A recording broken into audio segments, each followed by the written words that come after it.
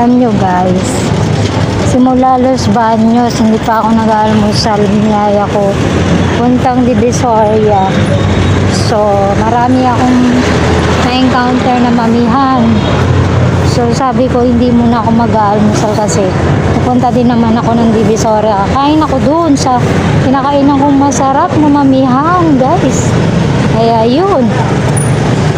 Tiniis ko talaga yung gutom ko mula Los Baños hanggang dito sa Divisoria para lang makakain ng masarap na mami sa may kanto. Hindi ko talaga siya makalimutan, guys. Simula nakatira pa kami dito, guys, kumakain na ako doon. Hanggang ngayon, kahit malayo na yung tinitirahan ko, guys. Alam niyo bang hindi ko siya makalimutan? Sa tuwing pupunta ako ng Maynila, hindi ko talaga siya nakakalimutan daanan para lang kumain ako, guys. Sa dami ng mamihan sa mundo, yun lang talaga yung favorite ko na masasabi ko talagang favorite ko yan. Kaya, salute sa nagtitinda nun, guys. Napakasarap ng mami mo, kuya. Shout out sa'yo.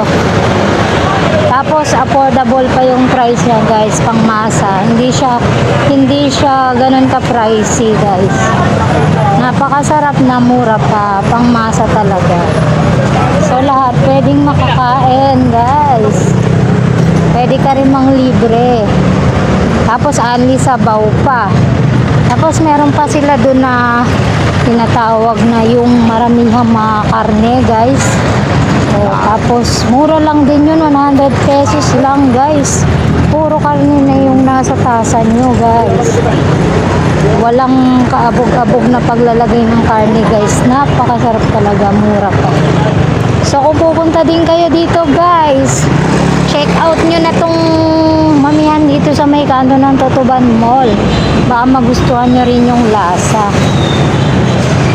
So that's it for today, guys. So ayan na nga sila. Ang daming kumu-order kasi dyan, guys.